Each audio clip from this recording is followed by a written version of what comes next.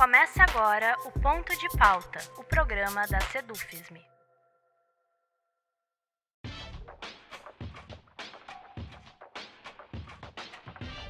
Na definição do dicionário Aurélio, genocídio seria, abre aspas, um crime contra a humanidade que consiste em, com o intuito total ou parcial de destruir total ou parcialmente um grupo nacional, étnico, racial ou religioso, cometer contra ele qualquer dos atos seguintes. 2 pontos. Matar membros seus, causar-lhes grave lesão à integridade física ou mental e submeter o grupo a condições de vida capazes de o destruir fisicamente. Pois aqui no Brasil, o termo genocídio ganhou o debate nacional desde que o presidente Jair Bolsonaro passou a ser caracterizado como um destes. Manifestações que, inclusive, foram repreendidas de maneira policialesca pelo governo federal. A tese que qualifica o governo federal como genocida, ela se baseia no impacto dos atos do governo na condução da pandemia e, por consequência, nos números da pandemia. E se você acha que essa tese trata sobre incompetência ou ineficiência, você se engana. A qualificação desse genocídio passa pela ideia de que o governo federal desempenhou um papel fundamental na própria disseminação do vírus. Isso é o que afirma um estudo produzido pelo Centro de Pesquisas e Estudos de Direito Sanitário da Faculdade de Saúde Pública da Universidade de São Paulo e a Conectas Direitos Humanos. O estudo é o boletim Direitos na Pandemia, Mapeamento e Análise das Normas Jurídicas de Resposta à Covid-19 no Brasil. É para falar sobre isso que o nosso ponto de pauta de hoje conta com a presença da pesquisadora, professora titular de Ética da Faculdade de Saúde Pública da USP e uma das coordenadoras do Boletim Direitos na Pandemia, Deise Ventura. Eu sou Rafael Balbueno e o nosso ponto de pauta de hoje é o genocídio brasileiro na pandemia da Covid-19.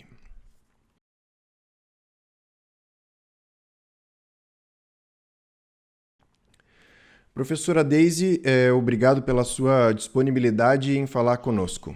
Eu que agradeço, Rafael, essa oportunidade. Eu nasci em Santa Maria, sou egressa da Universidade Federal de Santa Maria, fui professora, tenho muito orgulho da minha origem e muita saudade, já faz mais de um ano que, em razão da pandemia, eu não vou ao Rio Grande do Sul.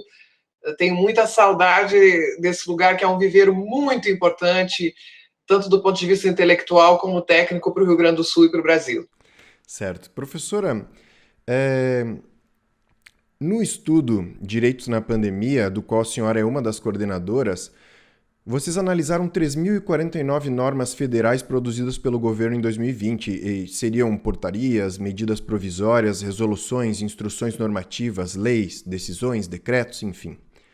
E a conclusão a qual vocês chegaram é de que o governo atuou institucionalmente em favor da disseminação do novo coronavírus, ou seja, não seria um quadro de responsabilidade por ineficiência ou incompetência, mas sim uma empenhada atuação governamental em prol da disseminação. É isso? E o que leva vocês a essa conclusão? Olha, a gente constatou, na verdade, a nossa pesquisa é muito mais ampla do que essa linha do tempo dos atos do governo. Nós começamos a pesquisar as normas sobre Covid, porque a gente queria, junto com a Conectas Direitos Humanos, ver justamente o impacto das medidas que seriam necessárias para conter a pandemia sobre o direito dos idosos, sobre o direito das crianças, sobre os direitos sexuais e reprodutivos das mulheres, sobre as liberdades fundamentais. Então, a gente sabia que para controlar uma doença desse alcance, seria necessário adotar medidas restritivas e a gente queria acompanhar o impacto. Foi assim que começou esse estudo, lá pelo final de março e abril do ano passado. Mas ao acompanhar justamente as normas e também a jurisprudência do Supremo Tribunal Federal e do Tribunal de Contas da União, que é uma jurisprudência muito interessante, nós nos demos conta da existência dessa estratégia e seguimos publicando o nosso boletim com estudos sobre grupos de normas específicos, até que a gente viu, no final do ano passado, se firmar no Brasil a interpretação de que o governo estava equivocado, ou que algumas autoridades estavam loucas, ou que simplesmente estavam fazendo política, era provocação e tal, quando, na verdade, a gente via que, através de 3 eixos, o primeiro normativo, como tu citaste, decretos e principalmente vetos a leis que vinham do Congresso Nacional, havia claramente a intenção de disseminar o vírus. E em que sentido disseminar o vírus?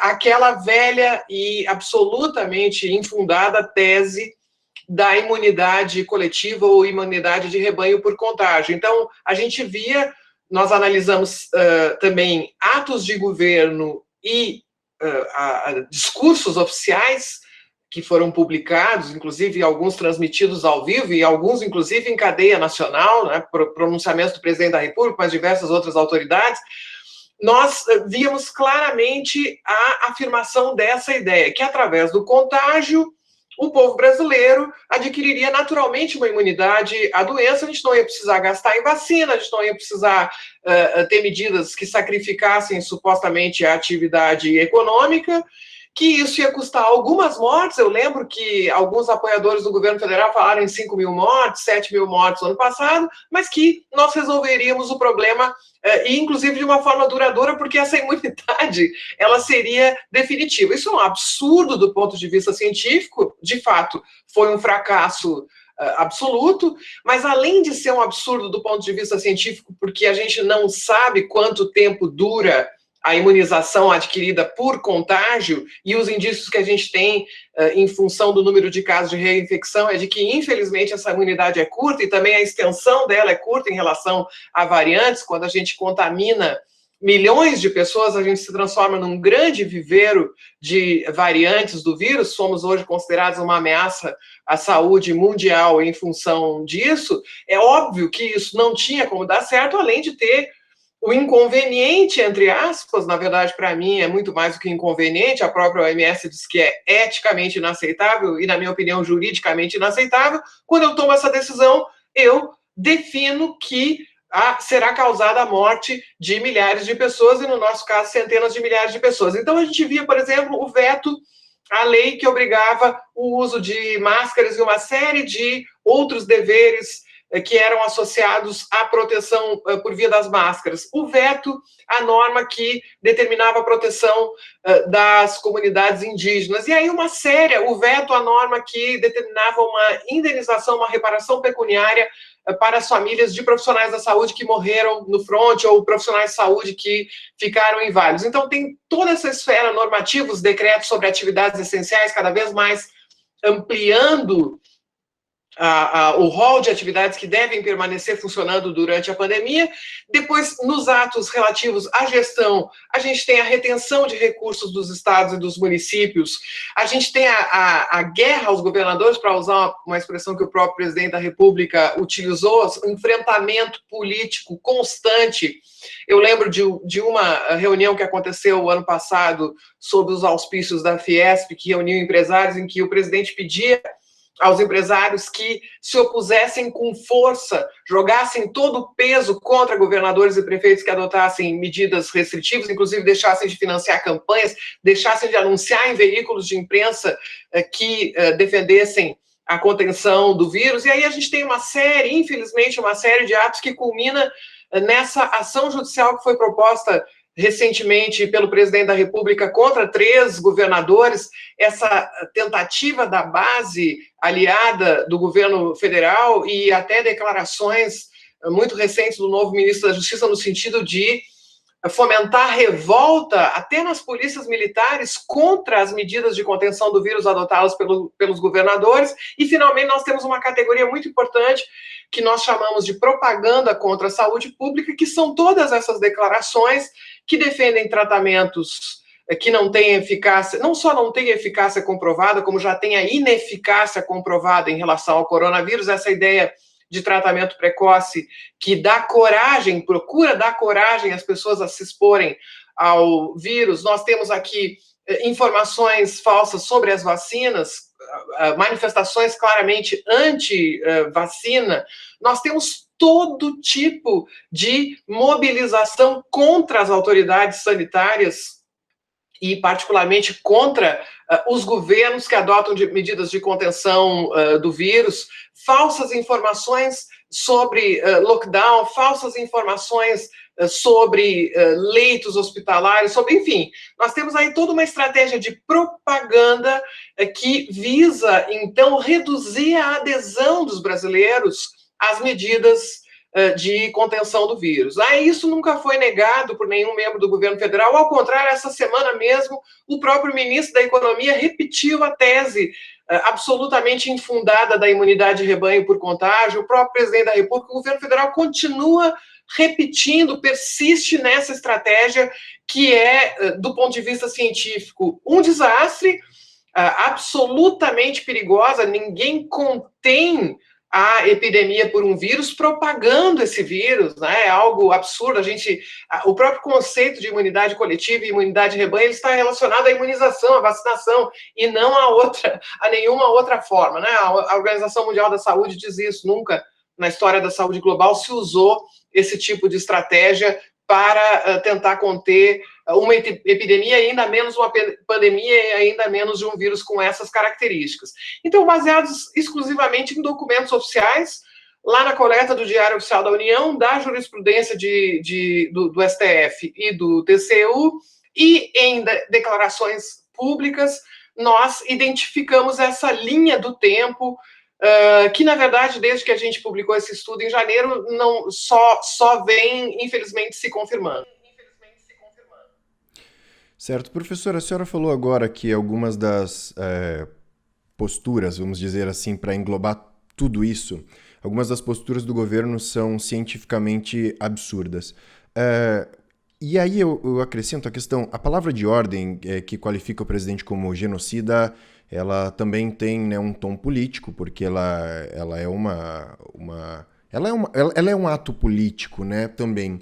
Mas eu quero lhe perguntar de uma maneira muito técnica. A senhora, enquanto jurista, enquanto uma especialista, inclusive o direito penal internacional é um dos seus objetos sobre os quais a senhora se debruça enquanto pesquisadora, a análise desses 3.049 documentos federais, mas não só isso, né? Nós temos hoje, tecnicamente, um quadro de genocídio no Brasil? Na minha opinião, Rafael, nós temos um quadro de genocídio em relação às populações indígenas. E, nesse caso, é minha opinião pessoal, mais técnica, né? Já em novembro de 2019, a Comissão Arns e o Coletivo de Advocacia em Direitos Humanos, o CADU, já havia apresentado ao Tribunal Penal Internacional uma comunicação relativa ao genocídio das populações indígenas no Brasil. Então, em novembro de 2019, antes da pandemia, já existia essa ação, e o comportamento do governo federal durante a pandemia só fez agravar essa possibilidade, lembrando que não só o genocídio cometido é punido, mas também a tentativa e a incitação ao genocídio também são puníveis. Então, esse debate sobre o genocídio das populações indígenas é pré-existente e, na minha opinião, a pandemia agrava muito a situação. Agora, há poucas semanas, houve uma nova comunicação ao TPI apresentada pelo cacique Raoni. Já existem diversos processos na jurisdição brasileira também. A única condenação por genocídio que já ocorreu no Brasil foi justamente relativa a um massacre de indígenas, né? Então, nada disso é novidade para nós aqui no Brasil. Em relação à pandemia, do ponto de vista técnico, a minha opinião é de que está se configurando um crime contra a humanidade, que é um tipo penal diferente no Estatuto de Roma, que é o estatuto que cria o Tribunal Penal Internacional, que foi internalizado no Brasil. O Brasil faz parte do Tribunal Penal Internacional, e existem tipos penais diferentes. Um deles é o genocídio, e outro que pode ser aplicável ao caso, mas existem outros também, como os crimes de guerra e de agressão, que não se aplicam ao caso. Mas, para mim, é o crime contra a humanidade. Eu digo, embora eu tenha total abertura para discutir a pertinência da expressão genocídio, na medida em que a gente conseguir demonstrar exatamente qual é a população cujo extermínio é visado, e eu acho que diversos colegas já avançaram bastante nesse sentido, principalmente aqueles que trabalham a repercussão desproporcional da pandemia sobre populações vulneráveis, como a população negra, os próprios povos indígenas eu já mencionei, mas outros setores vulneráveis que são particularmente atingidos, eu acho que pode ficar mais claro ao longo do tempo para nós a pertinência dessa tese também. No momento, eu estou absolutamente convencida de que a gente tem a prática de atos desumanos que causam grande sofrimento físico e mental. Eu estou recitando, na verdade, o artigo 7º do Estatuto de Roma aqui para ti. Então, são atos de caráter desumano que causam sofrimento mental e físico e que ocorrem no quadro de um ataque à população civil. E, no meu entendimento, esta estratégia de disseminação do novo coronavírus constitui um ataque à população civil. A jurisprudência internacional é clara no sentido de explicar que esse ataque não precisa ser um ataque armado. Há precedentes, por exemplo, em relação a estratégias de convencimento da população para que ela se comporte de uma determinada forma que é nociva à existência dela mesma. Então, me parece que nós temos elementos aqui que nos levam à possibilidade de configuração de um crime contra a humanidade e, essencialmente, o que nós defendemos é que isso precisa ser investigado, né? Nós precisamos investigar e mais adiante. E quanto mais nós discutirmos esse assunto, quanto mais nós fizermos emergir os testemunhos, os depoimentos das vítimas, dos familiares das vítimas, né? Nós temos tantas pessoas hoje que dizem publicamente: meu pai, meu filho, minha esposa, meu marido se expuseram porque acreditaram que havia esse tratamento precoce, tiveram coragem de trabalhar, ou se expuseram porque não tinham como ficar em casa, não receberam o auxílio emergencial, ou o auxílio emergencial foi suspenso. Enfim, cada vez mais nós temos depoimentos que deixam muito claro, além de inúmeros estudos, que vão mostrar esse nexo de causalidade entre essa enorme quantidade de mortes que são evitáveis e a atuação do governo federal, isso para não falar na própria estratégia em si, que é inaceitável, né? Como é que eu vou deixar que um governo decida que centenas de milhares de pessoas vão morrer? Não tem absolutamente nada que justifique isso. No meu entendimento, isso não cabe no poder discricionário de um governante, e é um precedente muito perigoso, né? Muito perigoso autorizar governantes a tomar decisões que implicam a morte de centenas de milhares de pessoas, seja qual for a justificativa, né? A mais mentirosa, a mais pífia é a justificativa da economia, porque essa quantidade de mortes é péssima para a economia, a sobrecarga do sistema de saúde é péssima para a economia, lockdowns com baixa adesão, tudo isso é muito ruim para a economia. O que é bom é controlar a pandemia. Então, o ideal seria não precisar de lockdown, ou seja, ter investido na testagem, isolamento dos casos, prevenção. Tudo isso deveria ter sido feito ao longo do ano passado, campanhas massivas conscientizando do perigo, do risco dessa doença, apoio ao uso de máscaras, a medidas de higiene, uma mobilização nacional nesse sentido, a compra de todas as vacinas possíveis, o quanto antes. Tudo isso teria que ter sido feito ano passado para não precisar a suspensão de atividades não essenciais, para não precisar lockdown. Não foi feito, e hoje o lockdown é muito mais para evitar a sobrecarga do sistema de saúde, principalmente a ponta ali, a assistência, do que para controlar o vírus, né? Então, essa decisão que causou a catástrofe sanitária que nós estamos vivendo é péssima para a economia, né? É horrível para a economia. Além de tudo, a morte é horrível para a economia. Quando alguém que é chefe de família morre, as perspectivas econômicas dessa família se encurtam. Provavelmente nós teremos muitas famílias caindo na miséria em razão da perda dos seus provedores, né? Muitas famílias monoparentais, mulheres que estão aí lutando para criar os seus filhos sozinhas. Imagina quando uma dessas chefes de família vem a falecer, o que acontece? Então, essa falácia da economia, que os bons economistas têm desmentido, também é importante a gente mencionar, né? Se a decisão tivesse sido outra, de conter o vírus, o impacto sobre a economia seria muito menor e nós teríamos poupado milhares e milhares de vidas. Perfeito. Professora, para encerrar, eu faço duas perguntas em uma. A senhora mencionou agora o processo, né, protocolado pelo Raoni. Hoje nós temos notícia, né, de representações contra o presidente Jair Bolsonaro no Tribunal Penal Internacional, e que é um tribunal com autoridade para julgar crimes da proporção de crimes contra a humanidade, como é o caso do genocídio. E aí, as duas perguntas em uma que eu lhe faço é o seguinte: o que pode ocorrer em longo prazo? A senhora já falou que nós vamos precisar de tempo para avaliar algumas coisas, mas a senhora crê, por exemplo, na possibilidade de nós vermos um dia o presidente Jair Bolsonaro perante um tribunal penal internacional? E a minha segunda pergunta dentro dessa se no primeiro caso eu lhe pergunto o que nós podemos ver em longo prazo, o que poderia ser feito e por quem em curto prazo, considerando que só a análise dessas 3.049 normas já aponta para uma gestão que favorece a disseminação e é diretamente responsável por todas essas mortes? Eu acho que a gente tem que diferenciar duas coisas. Uma delas é a responsabilização pelos atos, né? Eu espero, sim, que um dia, não só o presidente da República, mas todas as autoridades que participaram desse morticínio, eu espero que elas sejam responsabilizadas. E te digo mais, eu espero que elas não sejam responsabilizadas por uma jurisdição internacional, e sim por nós mesmos, né? O próprio Estatuto de Roma, que cria o TPI, lá no preâmbulo, ele já diz: os signatários têm a obrigação de processar os crimes internacionais no seu território, né? Então, eu espero que a nossa jurisdição cumpra o seu dever, não é uma possibilidade.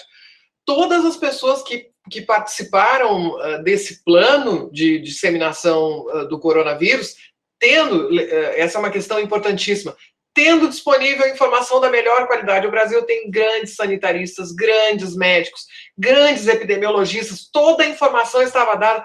Tudo o que está acontecendo, infelizmente, foi previsto por nós em detalhes, em detalhes. Então, a decisão foi tomada em total conhecimento de causa, não existe erro, não existe falha técnica, nada disso. Existe uma opção. Precisou demitir 2 ministros da saúde para conseguir implementar essa decisão. Um foi demitido, o outro se demitiu em circunstâncias bem particulares. Para que essa estratégia fosse implementada, ela é amplamente documentada. Eu espero que a própria jurisdição brasileira cumpra o seu dever. Mas tu tens razão. Todo processo justo, ele tem o seu tempo. Ele é lento, ele precisa ter a investigação, ele precisa ter o processo, a ampla defesa, a punição não pode ser uma vingança, a punição tem que ser algo que busque a justiça e que busque a reparação das pessoas que foram prejudicadas igualmente. Então, eu imagino que a gente vai ter muitos processos, né? Mas isso não resolve as pessoas que estão morrendo hoje. Aqui, enquanto a gente está conversando, tem gente morrendo no Brasil e não é pouco. E essas pessoas estão morrendo por uma série de razões ligadas à Covid-19, que vão desde a ausência de prevenção suficiente até a falta de insumos e até a falta de leitos para aqueles que precisam de assistência, né? Isso nós temos que resolver de outra forma, não adianta discutir, nós não podemos deixar de discutir a responsabilização, é claro, e muitas entidades, muitas pessoas vêm tentando buscar essa responsabilização de diversas formas, mas a responsabilização não resolve o problema que nós precisamos resolver agora, que é conter a doença. A pandemia de Covid-19 está fora de controle no Brasil. Absolutamente fora de controle. E é preciso reagir imediatamente. Para a gente reagir imediatamente, a gente precisa de uma coordenação nacional da resposta à pandemia que busque a contenção do vírus. Nós não podemos esperar a imunização. A imunização é fundamental, a vacina é fundamental, mas ela vai levar tempo para produzir os seus efeitos. Ela é algo que deve ser visto na perspectiva coletiva e não individual. Vacina não é antídoto. Antídoto é outra coisa. Vacina é um processo coletivo para alcançar, dentro de algum tempo, um percentual de imunidade coletiva, né? Então, também ela não tem que lutar por ela, investir nela, mas não é ela que vai resolver agora. Agora precisa uma coordenação nacional. Onde é necessário suspender atividades não essenciais, tem que suspender. Onde não não tem. Tem que testar, isolar, tem que ter prevenção, tem que usar máscara, isso tem que ser dito. É um verdadeiro esforço nacional, suprapartidário que a gente precisa fazer agora, olhando para a contenção do vírus. Né? Isso é o que a gente tem que fazer, sob pena da gente ter um número de mortos ainda mais elevados, para não falar na sobrecarga do sistema de saúde, o que isso está custando para o nosso sistema único de saúde, dinheiro posto fora, máscara é muito mais barato do que UTI, prevenção é muito mais barata do que UTI, né? Quer dizer, isso tudo nós precisamos frear, e a sociedade brasileira precisa se envolver, existe uma indiferença chocante, existe uma apatia chocante, e isso também, claro, a gente vai buscar responsabilização, mas agora a prioridade é conter a propagação dessa doença. Certo. Professora Deise Ventura, eu gostaria de agradecer a sua atenção e disponibilidade em conversar conosco. O assunto é muito triste, mas é sempre um prazer poder falar dele de forma livre e aberta. Muito obrigado, professora. Assim, encerramos aqui o nosso ponto de pauta de hoje, que contou com a presença da pesquisadora, professora titular de Ética da Faculdade de Saúde Pública da USP e uma das coordenadoras do projeto Direitos na Pandemia, Deise Ventura. Essa edição do Ponto de Pauta, como de costume, estará disponível em vídeo e podcast nas nossas redes sociais e no nosso site. O endereço do nosso site é www.sedufisme.org.br. Obrigado pela audiência e até a próxima.